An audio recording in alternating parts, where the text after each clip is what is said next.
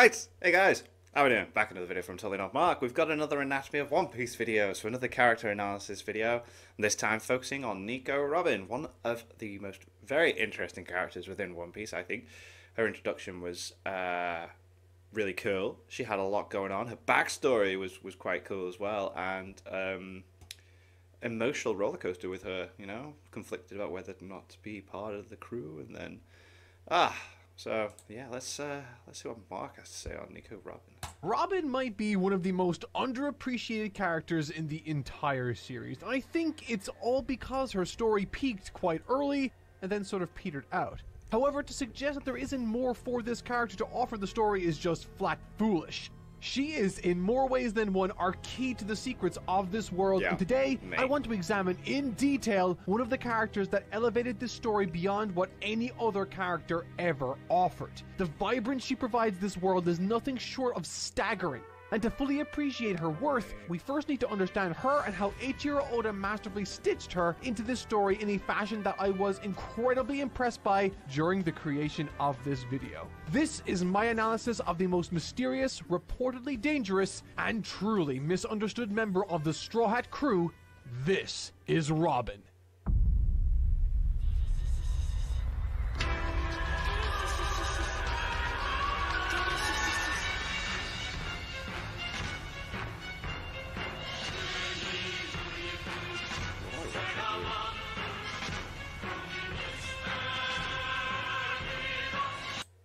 What's going on? What is this? Introduced as Miss All Sunday during Whiskey Peak. Yay. Oh, geez, okay. I think a lot of folks, myself included, when we think of Robin, our minds are automatically catapulted back to the events of Water 7 and Enies Lobby. But the point of this series, for me anyway, is to highlight elements of her character that most people might not fully appreciate or even really remember. And lucky for me, the most fascinating elements of Robin's characterization occur long before the events of Water 7, starting in Whiskey Peak. Our first significant interaction with the woman known as Miss All Sunday, geez, that really takes me back, sees her seemingly erase Igaram, Princess Vivi's bodyguard, from existence before offering the crew a log pose she suggests will help them on their journey. So much mystery and intrigue straight away off the bat, man. This olive branch is met with less than a warm reception. As expressed, explored, and explicitly shown in the multitude of chapters leading up to this point, Luffy has been an incredible judge of character. It's almost defined him, really. Seeing his soon-to-be crewmates for who they really are in seconds, and in some cases seeing through the lies that they themselves believe about themselves. But this is one of the few instances where Luffy actually gets it wrong, which only speaks to the level of misdirection and mystery surrounding this character here. However, the moment we first see this for ourselves, we too are suspicious of her offering and are firm in Luffy's corner. To him, and by extension us, she's a cold-blooded murderer and can't be trusted. Now, what makes this intro of her character compelling to me is that in one scene, Oda managed to communicate Robin's entire story and character flaw in microcosm, and we didn't even know it. Having performed two actions here, one seemingly sinister and another disarmingly helpful, we are left entirely off balance, with Robin possessing no desire to explain herself. The crew naturally have every right to question this offering, and she knows that. But as soon as Zoro questions her honesty, suggesting that it's a trap, she just shuts down and reverts to her mysterious ways, neither confirming nor denying his suspicions because, and this part is important, that would involve getting closer with the crew and gaining their trust. Ooh, yeah. She never lets anyone get close enough to And that is something Robin cannot do. Now, of course, hindsight is 2020. We now know that Robin didn't kill Igaram, as he is seen alive later in the story, and what's more is, the log pose she offered, we can now also confirm, thanks again to later released information, that the log pose itself leads us to an island with nothing on it, totally avoiding the danger of Little Garden. Hey, Maido. The story of Robin during these early Grand Line arcs is communicated through Oda's careful and intentionally slow pulling back the curtain of her past. At first, we see her interact with the heroes of this story, largely vague and uncooperative, leading us to suspect her of something nefarious. But to ensure we remain unfamiliar with her and off balance, Oda presents us with this scene. Following Sanji's phone call with Croc, down, out of yeah. frustration, the big Sandman himself expresses that, and I quote, all minions are replaceable, and then wonders if Nico Robin is talking back to him. Now, what really heightens the characters involved in this scene, Croc and Robin, is that this conversation happens right on the back of Croc proving that he is a ruthless person, willing to kill any one of his subordinates for even the slightest infraction. But what does Robin do? She flippantly denies that she's talking back before casually just waltzing off. Now, this sign of disrespect leads us to ask the question, why is Croc putting up with this woman? And thus, the mystery thickens. Yeah, he needs it, doesn't he? Yeah, like to be able to read. We ask, who is this woman really? 何がおかしいてめえも死ぬかニコ・ロビン This is the very first scene we ever hear her real name, Nico Robin. And yet with that revelation, Crocodile confirms that she's even more mysterious than we've ever realized. The one individual we thought might shed some light on her is just as in the dark as we are. Yeah, this is all to say that as of right now, Nico Robin has her own motivations and goals unbeknownst to Croc, Luffy, and even us at home. She hides everything. No one is privy to anything. Her sorrow, her concern, and her happiness. No one knows what she is actually feeling moment to moment, which makes her an incredibly compelling character to see in any given scenario, particularly in a manga where that sort of information is more readily available as it's visual. However, if you are the sort of person to pay attention to how Eiichiro Oda panels and communicates genuine emotion in a scene, then there are ways to see through Robin's facade in this early material using these artistic clues. Okay. Smiling is a significant part of One Piece. This should come as no surprise given that the characters are designed to embellish that specific characteristic. However, around certain honest and bright smiles, Oda likes to draw a specific effect around the highlighted character. This effect, to be exact. It can be seen all over the story during points where a certain character has a beaming, bright, honest smile. And the reason this is interesting is twofold, so let's explore. Following Luffy's first unsuccessful battle with Crocodile, Robin rescues Rubberman from what would have been certain death. However, she does so seemingly so that she can ask him a question. She asks about the name D.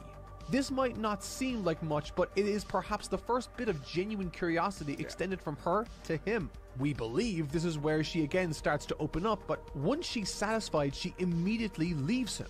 She stays long enough to make sure his wheels are turning, but leaves as soon as things got too familiar. There was no crack in her facade. Like every interaction before, she did not open up even remotely, interacting and saving Luffy only because it seems she wanted to learn something from him. However, this soon changes. For midways through Luffy's second fight with Crocodile, Water Luffy makes his debut in the story.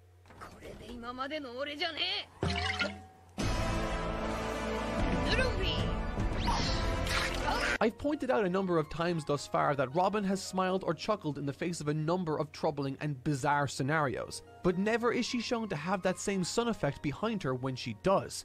Not once. Suggesting, at least to me, that whenever she has expressed joy in the past, it's all been an act, a facade to help her navigate her circumstances in the name of reaching her goals. This time, however, when looking at Water Luffy, she laughs. And what effect can be seen around her head? The very same we've seen around numerous others throughout this series. Like a genuine smile. An effect that for the first time in the series confirms a genuine, bright, and happy moment in Robin's Damn, this is really cool. This is really interesting. otherwise dark and secretive life. Interestingly, the very first time we've ever seen this effect used in One Piece was here, when Luffy first ingests the devil fruit that we now know is a zone-type fruit that grants the use of the power of the sun god Nika. And so, the moment Luffy consumes this fruit, it sets him on the path of becoming Joy Boy, bringing joy to the world. Meaning there is no more fitting moment than when Luffy appears as Water Luffy, a form incredibly cartoonish and evocative of Gear 5, and brings genuine joy to Robin's complicated character, with the effect around Robin's face echoing, like many before her, an almost radiant sun-like effect. Now, that's fascinating enough on its own, but what I find additionally interesting about this effect we can see in this panel is that it is only ever seen around good characters. And so, if we were conscious of this fact early... Oh, wow. wow, it's kind of like a tell that Nico Robin's actually a good person. In the story, we could have, in this moment, seen concretely that Robin was in fact a good character long before that fact was explicitly confirmed to us in the story. I just love finding stuff like this. Yeah, it makes really the story cool. feel that much more well conceived. But following Luffy blowing away Crocodile with a bazooka, Robin makes her exit, sharing with Luffy mere pages following her, letting a sincere chuckle slip out from behind her mask, a brief exchange of eye contact. And through that fleeting glance, the message is clear. Luffy, you're pissing off Croc, and the luck you've relied on is about to run out. With that, her defense is right back up, and she's ready to play both sides against each other once again to meet her goal. Naturally, this perplexes Luffy greatly. She saved him, yes, but in his mind, that isn't congruent with the murder he thinks she's committed early in the story. The look he shoots right back at Robin is that of confusion, yes, but one that is slowly starting to understand Robin and see through her. And the chapter this exchange takes place within is called Nico Robin. And fittingly, it is also the chapter Luffy feels like he's starting to see the real her. あなたたちがもし道を譲ってくれないのなら譲る気なんて毛頭ありませんだったら殺しかねないわよ Now that she is so close to her goal, this interaction should tell us something about her. Simply because great character revelation occurs under times of great pressure. And in this scene, the person she wants to convince us that she isn't the person she truly is. Screaming and wasting her energy on people she could kill in an instant, it's crude but does demonstrate that she cares about human life. Yeah, And this is where we get our first of many glimpses into the backstory of Nico Robin. And what a backstory. What a backstory. The very first thing we should recognize and appreciate about this reveal is the perspective that it's told through. This is being revealed through the Marines, and therefore these are the words of not just them, but the world government. Tainted by the recounting of events, what is described here is full of propaganda that paints her in the worst light imaginable. Even as readers, at this point we have no clue that this is propaganda, however.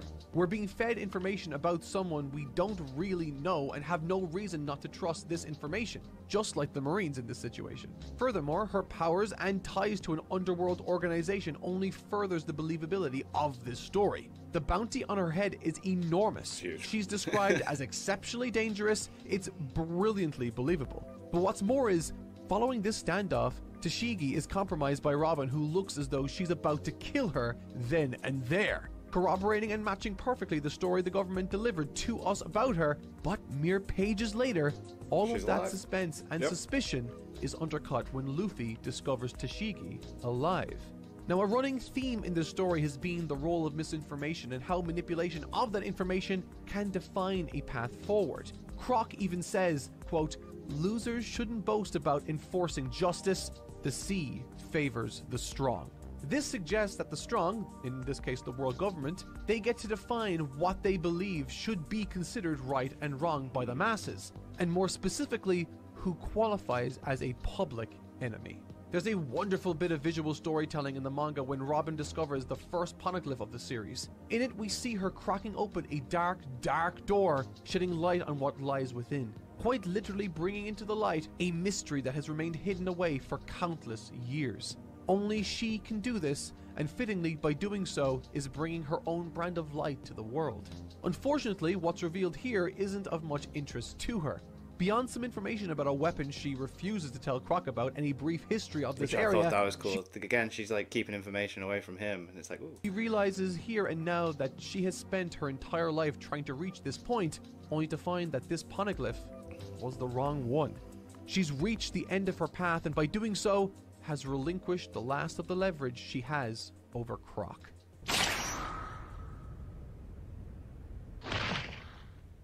The closing moments of Robin's involvement with Alabasta are honestly quite sad, but thankfully have a happier ending. Having fallen due to Croc's poison, Robin for a second time saves Luffy by giving him an antidote. Now facing what she believes to be certain death, she speaks for the very first time since her debut candidly to Cobra, explaining that what she was looking for all this time was simply the true story and history of the world of One Piece. But now that isn't going to happen. She's suffering from a mortal wound. She's giving up. Too many obstacles stood between me and my dream. What's bittersweet about this moment is that Cobra shows genuine interest in that which Robin is so passionate about. You can tell by the look on her face that this is novel, giving him a look that says, this is the closest anyone has ever been to me. But what's important about that moment and that interaction specifically is that through her dropping her guard and speaking honestly, Luffy gets to see what she genuinely cares about, what her dream is. Yeah.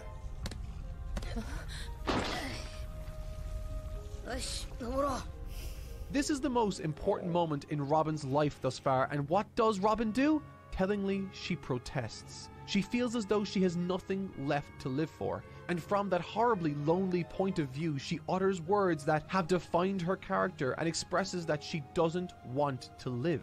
Yeah. And in quite Which is why later on it's so goddamn important to a character when she's the most Luffy way imaginable, he responds with simply this, quote, "Why should I listen to you?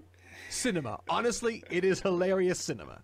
The story of Robin in Alabasta is one of a person learning to open up to people. And in no more fitting a finish to this story, Robin's integration into the crew might be my personal favorite of the series. I know it comes at the same time we realize that Vivi isn't coming along, which, is a shame, but I can't help but feel as though it made a lot of sense in the end. The Straw Hat Pirates are characters that possess dreams that can really only be served through their exploration with Luffy on the Going Merry and the now Sunny. Vivi certainly has a dream and goal, but to achieve that dream, she is best served where she is. Whereas on some level, Robin lost her purpose with Crocodile. She used him as a means of finding info on the poneglyphs, and now that lead is dead in the water. And with her integration into Luffy's crew, she doesn't yet feel as though she has close ties to the Straw Hats, that they are just another means that help facilitate the exploration of the mystery that has defined her life.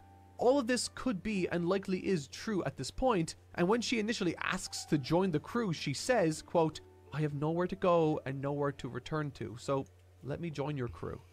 In other words, without this, she has nothing to live for, and is joining the crew to continue her search. Luffy thankfully vouches for her, saying, "Don't worry, she's not a bad person."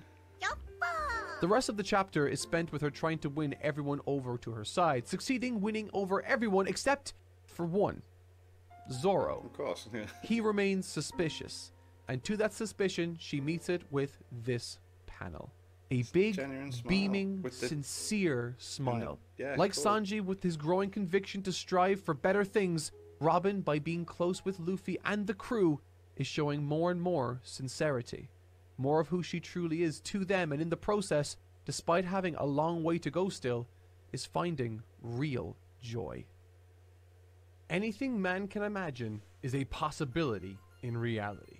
This quote is shared immediately following something thought to be impossible taking place. A ship has fallen from the sky suddenly. Regardless of what dissenters of this arc might say, there's something truly special about Jaya and Skypia's setting and stories. I love Skypia. Acting as the immediate follow-on from the Alabasta arc, which focused on the grim realities of misinformation and propaganda, Skypia's tone and makeup is practically the antithesis of Alabasta's. The crux of the arc itself is that of wonder-filled adventure, as those who eventually happened upon this mysterious land bask in the beauty and magic it has to offer. Away from natural civilization, Skypia very much feels like a place where dreams could very well be real, an important element when you consider Robin's feelings on the matter. Having struggled her entire life to reach what she ultimately discovered was a red herring in Alabasta, Skypia is the perfect mechanism to reignite her fire. Fitting also that a large component of this arc contends with unraveling its mystery.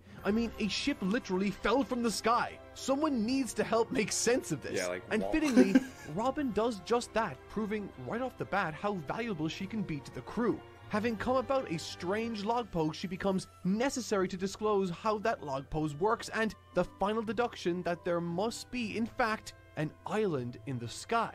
Furthermore, once she arrives in Jaya and goes off on her own, perhaps out of habit, she once again reveals that she isn't just a necessary component to further our understanding of this world, but additionally proves that she is necessary to the advancement of this plot too, once she reveals she has found a map of the area, which is the first crucial piece of the puzzle that they don't even know that they're trying to solve yet.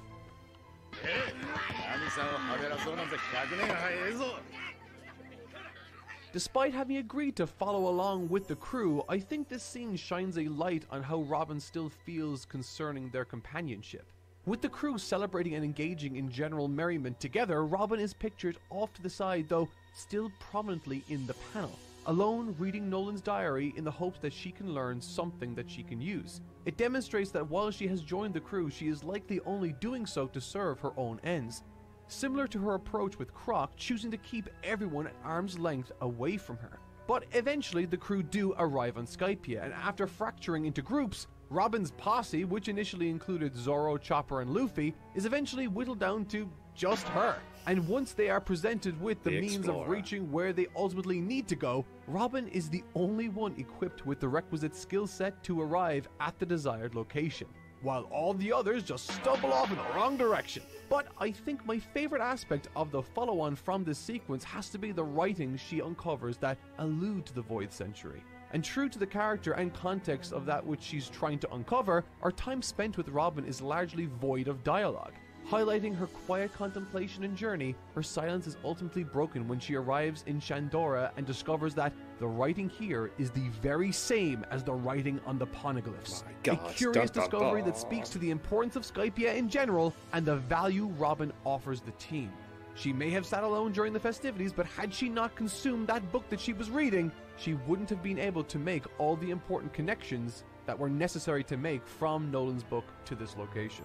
And on the topic of exposition and dialogue, I know Oda had a lot of fun writing for Robin's dialogue. He put so much careful consideration into the words all of his characters say, whether it be how they communicate like Usopp in his thought bubbles, or Luffy through always saying what's on his mind, for better or worse, or even through his physical actions. But when it comes to Robin, especially around this period, I noticed that she never really refers to anyone by their actual name. She calls Chopper Doctor, she calls Zoro Swordsman, and so on so on. She only really says Luffy's name, but even with that, that's in relation to her interest in the information his name potentially holds. The D that connects potentially to Gold D. Roger. This dialogue quirk she has, like all the others, clearly offers Oda another chance to communicate her character. Why call anyone by their name when you can communicate how emotionally distant you are by calling them by their profession instead? I love it. Some very interesting points. I always liked this moment because it forces Robin to push outside of her comfort zone and use what she's good at, logical reasoning, and in order to try to save her friends, no less. And more than that, it demonstrates that even the man most suspicious of her, Zoro, was still willing to save her life and risk his own when she was in trouble. I've said it before that in creative writing, positioning characters in situations of high stress can often offer wonderful opportunities for strong characterization. If a character is brave, proving that by placing them in a truly terrifying situation and sticking to their convictions always is the best way to demonstrate that. The reason this works is because it maps onto the real world, meaning what I've just described isn't just true for books, but it is true for reality. If you want to be a good person, that means making the right choices when it's hard to do so, when it's unadvantageous to do so. Zoro was suspicious of her prior, but he is also a man of conviction and honor. If the captain says she is part of his crew, then he will march through hell and back to protect his clan. It's a wonderful scene brimming with character. And what's funny about Zoro not trusting Robin is that eventually we come to realize that these two have more in common than we think. Both are just as interested in getting stuck into the thick of things, albeit for different reasons, but it's interesting nevertheless. Throughout Skypiea, there's a wonderful freedom that Robin has been afforded in this arc that she hadn't experienced before. And what's more is, in more ways than she might have even realized, Skypiea offered her a chance to live out her dream once again. One that she has had since she was a small child. Through her uncovering the secrets of Skypiea, she may have inadvertently created a bond. One that she might at this point be rejecting internally. A feeling that for the very first time in her life, that she's not being demonized or threatened by those she is working with for simply being who she is. Could she be starting to feel at home with the Straw Hats?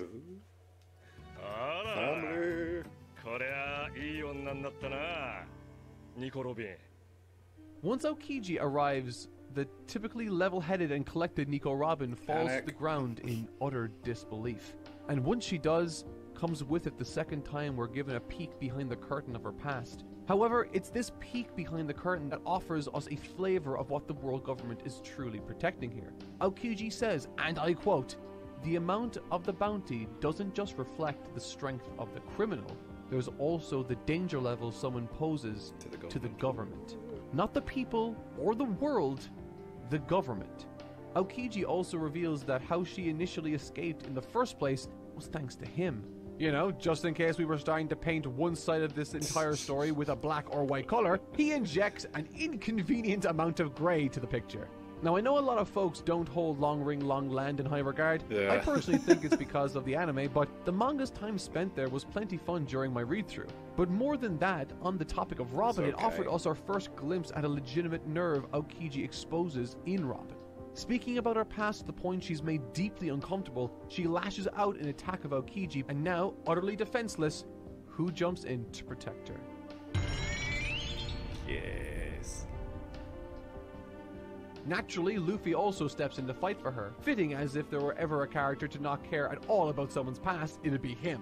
We all understand how this interaction concludes, and with it, it ushers in the perfect lead into arguably the most pivotal piece of Robin's story, Water 7 and Enies Lobby. Up until this run-in with Aokiji, we've seen in Skypiea and even Long Ring Long Land, Robin has started to feel an unfamiliar comfort. But now she's certain as to what needs to be done. And as they leave for Water 7, with the entire crew sleeping as a brutal day of activity has concluded, Robin is seen awake, staring vacantly into space. This is the moment she decides the action which ultimately defines this coming arc. She can't put her crew through this sort of danger again. She isn't worth it, and so concludes she must leave. You can't fight against the world government, and the moment you start to care about someone is when you've made a mistake. Similar to how I've described Sanji's situation in Whole Cake Island, the only way the crew can survive in Robin's eyes is for her to leave, to bear the burden, to go it alone, and give them, her new family, a fighting chance that she is willing to sacrifice everything for. And interestingly, through making that decision, unbeknownst to her, has indirectly admitted to her caring deeply about the crew. Through making this decision, she has become a true Straw Hat Pirate, one that will do anything for her friends. And what does a crew do for a member of their family in need? They drop everything, resentment, plans, and pride, to help. こんな私に今までよくしてくれてありがとう。さよなら。 Towards the beginning of this video, I mentioned that Water 7 and certainly Enies Lobby is associated with Robin almost intrinsically for the vast majority of it. Her iconic declaration and plea to live sits for many as a highlight of the series, and for a series as well written and emotionally resonant as One Piece, that's quite the accomplishment. However, while it's hard to discredit her involvement or impact in this arc and the next, for me, the real meat to Robin's story came during the events of Whiskey Peak, Alabasta, and Skypiea respectively. The fact Water 7 and Enies Lobby was so successful and still associated with Robin, I feel, is a testament to the tremendous writing and foundations Oda established in these aforementioned arcs, slowly peeling back the layers of complexity, lies, and mystery until what's left is nothing. Just a scared, selfless individual desperately trying to do what she can to reveal the truth. And fittingly, despite all the lies being told about her time and time again, she doesn't try to fight that propaganda first and foremost. Instead, she wants to reveal a truth about the world. This quality of her character speaks to the action she takes in this arc. Actions that prioritize the well-being of those she cares about over her own safety. Despite not being the meat of her story, truly, what Water 7 and Enies Lobby represent for Robin is her payoff. Certainly not her final payoff, but a payoff to the journey she's been on since meeting the crew all those chapters ago when we knew her as Miss All Sunday. In other words, these are the arcs that lift Robin's character out of the mist and smokescreen the world government has placed her into.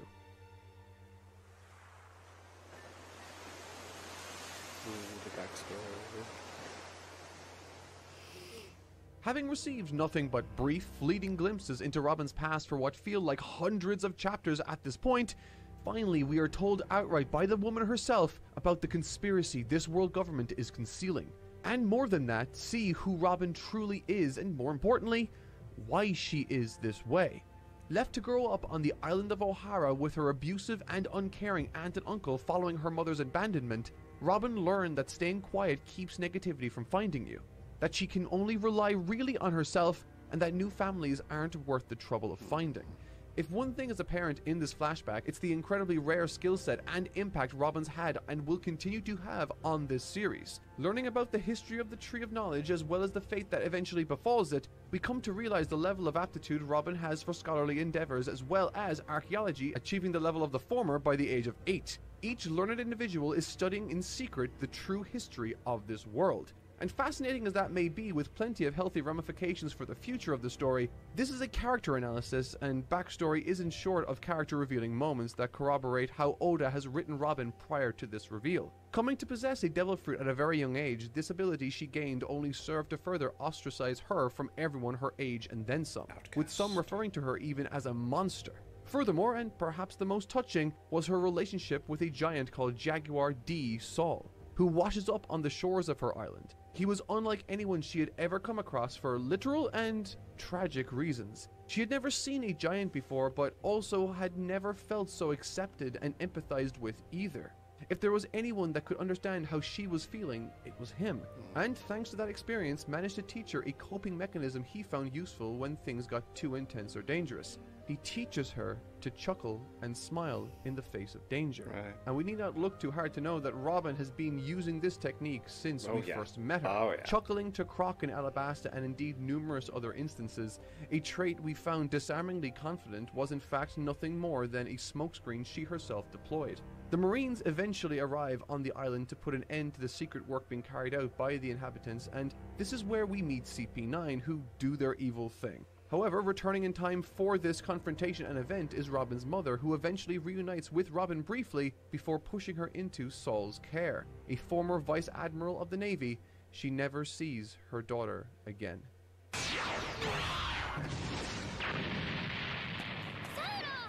Things go from awful to even more awful as Aokiji takes out Saul, whose parting words encourage her to search for real friends, a family that can stand by her like she deserves. And looking back at this scene, despite it taking place before Robin's famous line, you can clearly tell that these words were ringing through her head when she did eventually scream to the Straw Hats that she wanted to live.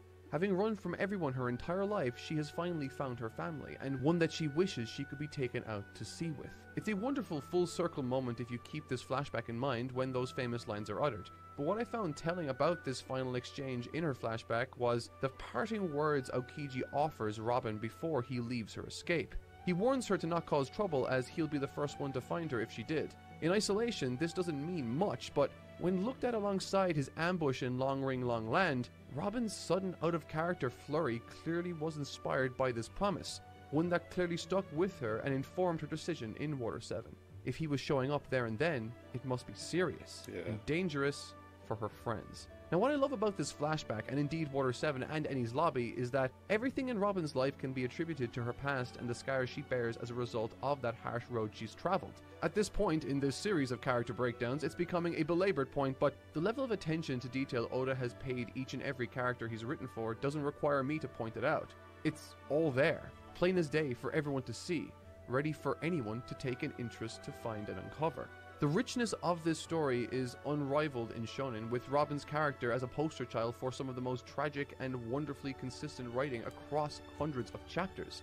If there's one thing that this arc has proven beyond a shadow of a doubt, it's that uncovering the truth of a world like One Piece is a titanic task. The crew pushing through all the propaganda to uncover the truth behind Nico Robin forced them to come close to death on a number of occasions, pushing them to the edge of what they were currently capable of. And this was all to gain the truth behind one lone individual. If nothing else, this sequence from One Piece served to build a tremendous amount of anticipation, within me at least, for what the truth behind the Void Century has to offer. And I'm very excited. Beyond this point, Nico Robin's offerings in this story become more sporadic, or rather, should I say, sparse. And not in a bad way, she's still rich in character. Shabaudi is an iconic moment for the series, one that literally and emotionally fractured the team such that they were forced to come back better and stronger than ever before. Where Nami returned with a sense of security in her family's resilience or Usopp's newfound competence, Robin's return boasts an even more subtle change. Having already been mentally tough and physically capable, Robin's return demonstrated something else. In the first half of the series, she is presented as this mysterious woman shrouded in darkness and propaganda. But after Shabaudi, upon her return, she always almost has a smile on her face, proving that she is in fact right where she belongs. I love that. In Water 7 and Enies Lobby, the drastic choices and the actions she took were essentially to protect the crew from the negative impact she was having on them. However, in Dressrosa, we get the chance to see indirect demonstrations of the positive impact she had on certain individuals. There's a moment where the character Sugar turns Robin into a toy, and through doing so, everyone forgets about her. Now, what makes this technique interesting is the baggage that is explored through someone entirely vanishing from your life. What would that be like? In the case of Usopp, he forgets about Sogeking, a persona he invented to do the right thing. The love he had for Robin and the desire he had to save her was greater than his ego and insecurities. That's what Sogeking represents. Without her, he would be a fundamentally different human being and more likely than not, wouldn't have remained as part of the crew.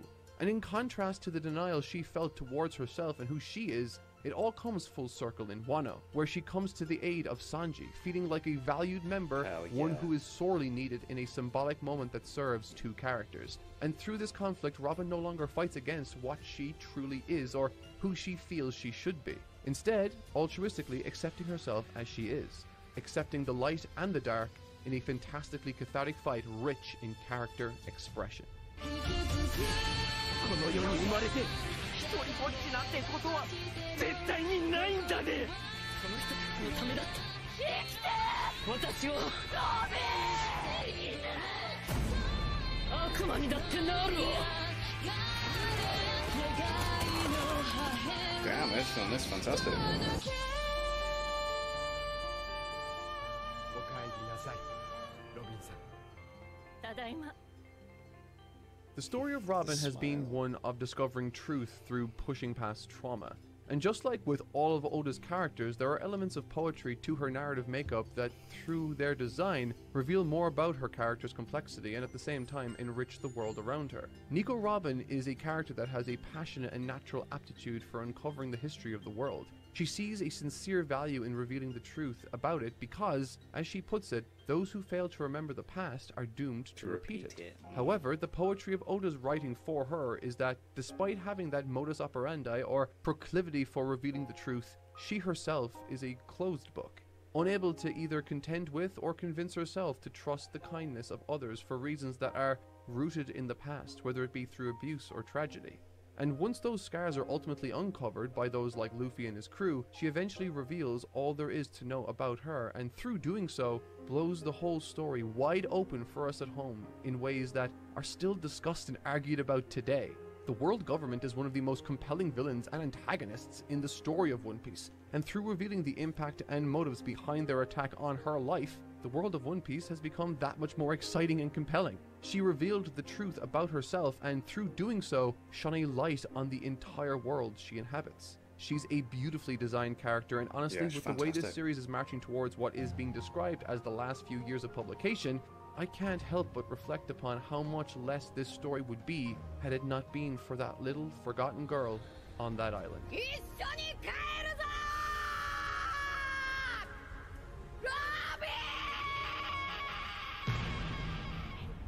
I wonder who's next. We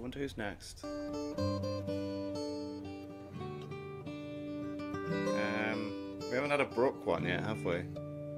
Chopper? Frankie?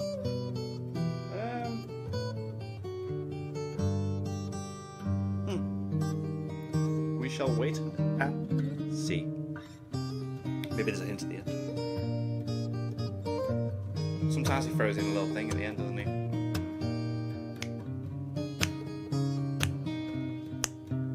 Maybe not. Fair enough. Very cool. I never noticed the. I like the little details that he puts in there, and it's when I read back, it's going to be very apparent now. Like that's that genuine smile with the lines around and stuff. That's such a cool attention to detail. Nico Robin really does bring a lot to the world. Like it's of One Piece.